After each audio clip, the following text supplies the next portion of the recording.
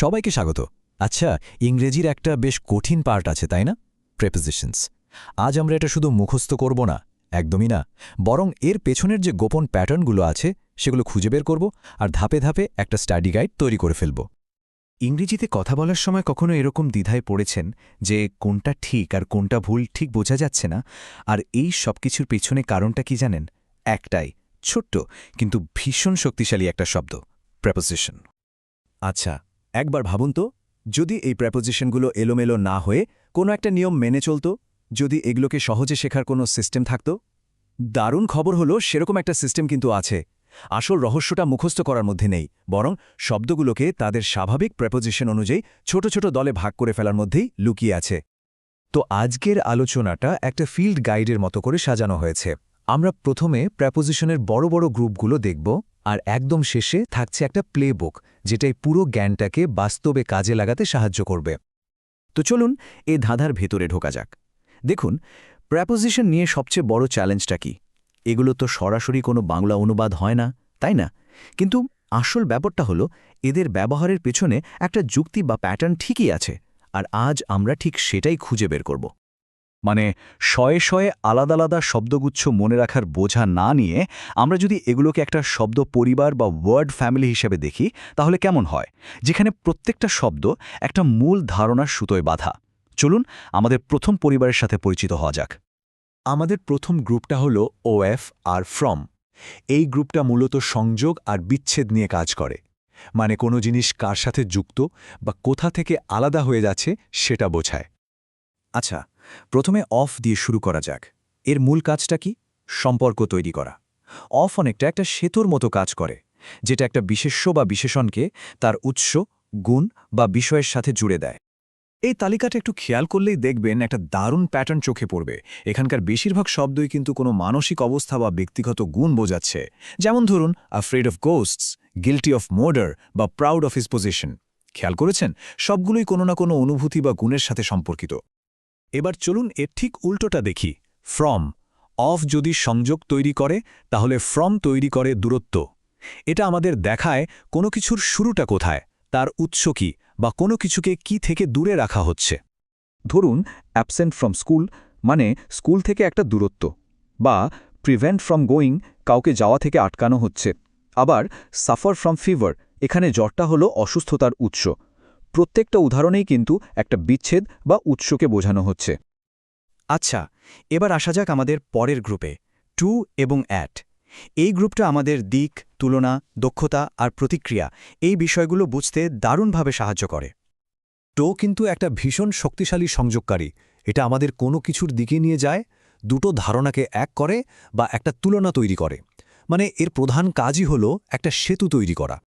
একদিকে যেমন loyal to a master বা প্রভুর প্রতি অনুগত থাকা, আবার অন্যদিকে কোনো কিছু এসেনশিয়াল টু হেলথ বা স্বাস্থ্যের জন্য অপরিহার্য হওয়া। এই সব ক্ষেত্রেই টিও একটা খুব শক্ত সংযোগ তৈরি করে। আর তুলনার ক্ষেত্রে টু কতটা শক্তিশালী, তার জন্য এই বিখ্যাত উদাহরণটাই যথেষ্ট, death is preferable two dishonour. দেখুন, এখানে অসম্মানের চেয়ে মৃত্যুকে শ্রেয় বলা হচ্ছে একটা স্পষ্ট পছন্দ, আর সেটাকে যুক্ত করেছে টু।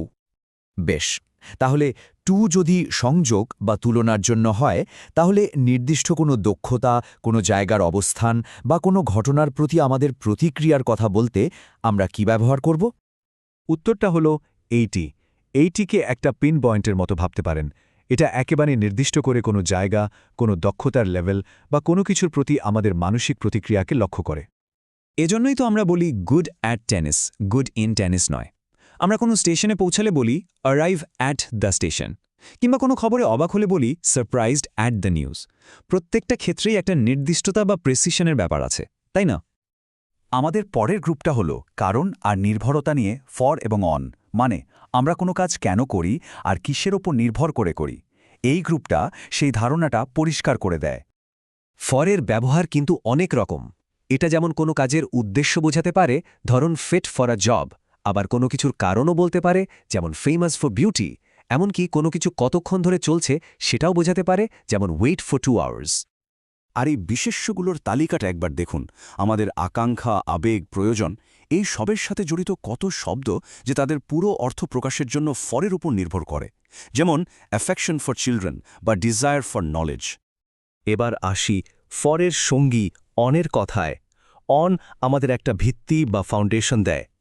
এটা এমন সব কিছুর জন্য ব্যবহার হয় যার ওপর আমরা নির্ভর করতে পারি, যে বিষয় নিয়ে আমরা কথা বলি বা যার ওপর আক্ষরিক অর্থেই কোনো কিছু রাখা আছে। যেমন কোনো মন্তব্য হয় বেসড অন ফ্যাক্টস বা তথ্যের উপর ভিত্তি করে। আমরা কারোর উপর রিলায় অন করি, মানে নির্ভর করি, কিংবা কোথাও যাওয়ার জন্য ইনসিস্ট অন গোয়িং বলি। প্রত্যেকটা ক্ষেত্রেই কিন্তু এক ধরনের নির্ভরতা বা একটা কেন্দ্রবিন্দুকে বোঝানো হচ্ছে। আর এবার আমাদের শেষ গ্রুপ, এন এবং উইথ। এই গ্রুপটা অন্তর্ভুক্তি আর সঙ্গ নিয়ে কথা বলে। মানে কোনো কিছুর ভেতরে থাকা আর কোনো কিছুর সাথে থাকার মধ্যে যে একটা সূক্ষ্ম পার্থক্য আছে, সেটাই এই গ্রুপটা পরিষ্কার করে দেয়। ইন আমাদের কোনো কিছুর ভেতরে রাখে। সেটা একটা ঘর হতে পারে, কোনো মানসিক অবস্থা হতে পারে, একটা বিশ্বাস হতে পারে, বা পড়াশোনার কোনো বিষয় হতে পারে। মূল ধারণাটা হলো কোনো কিছুর দ্বারা পরিবেষ্টিত থাকা। এই জন্যই তো আমরা বলি, কেউ পড়াশোনায় ডুবে গেলে অ্যাবজর্বড ইন স্টাডিজ, বা গণিতে দুর্বল হলে উইক ইন ম্যাথমেটিক্স, জীবনে সফল হলে বলি সাকসিড ইন লাইফ। খেয়াল করে দেখুন, সবগুলোই এমন একটা অবস্থা বা কর্মক্ষেত্রকে বোঝাচ্ছে যার ভেতরে আমরা আছি। আর এর ঠিক অন্যদিকে আছে উইথ, যার মানে হল টুগেদারনেস বা সঙ্গ। এটা মানুষ, জিনিস বা ধারণাকে এক জায়গায় নিয়ে আসে। এটা হলো পার্টনারশিপ, সঙ্গ আর সম্মতির প্রেপোজিশন। এখানে কিন্তু একটা খুব জরুরি পার্থক্য বুঝতে হবে। আমরা কোনো মানুষের উপর রেগে গেলে বলি অ্যাংরি উইথ আ পারসন, কিন্তু তার কোনো কাজের উপর রাগ করলে বলি অ্যাংরি অ্যাট দেয়ার কন্ডাক্ট। ঠিক একইভাবে আমরা কারোর উপর খুশি হলে বলি প্লিজড উইথ সামওয়ান, কিন্তু কোনো খবরে খুশি হলে বলি প্লিজড অ্যাট দ্য নিউজ। বুঝলেন তো ব্যাপারটা? উইথ ব্যবহার হয় ব্যক্তির জন্য, আর অ্যাট ব্যবহার হয় সেই পরিস্থিতি বা কারণটার জন্য। এই সবকটা শব্দই কোনো না কোনো ধরনের মিথস্ক্রিয়া বা সংযোগ বোঝায়। যেমন কারো সাথে পরিচিত হওয়াকে বলে অ্যাকোয়েন্টেড উইথ, বা কোনো পরিস্থিতির সাথে মানিয়ে নেওয়াকে বলে কোপ উইথ। সবখানি দুই বা তার বেশি পক্ষের মধ্যে একটা সম্পর্ক কাজ করছে। তো এই গ্রুপগুলোর প্যাটার্ন তো আমরা দেখলাম, কিন্তু প্রশ্ন হলো এই জ্ঞানটাকে বাস্তবে কাজে লাগানো যাবে কিভাবে? তার জন্যই আছে একটা খুব সহজ কিন্তু দারুণ কাজের প্লেবুক। এটা খুবই সহজ একটা পদ্ধতি।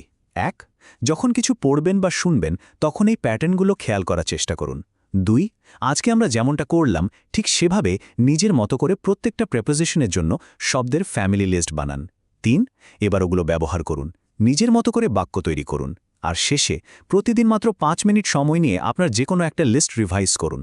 বিশ্বাস করুন, শুধু মুখস্থ করার চেয়ে এই অ্যাক্টিভ পদ্ধতিটা অনেক বেশি কাজের।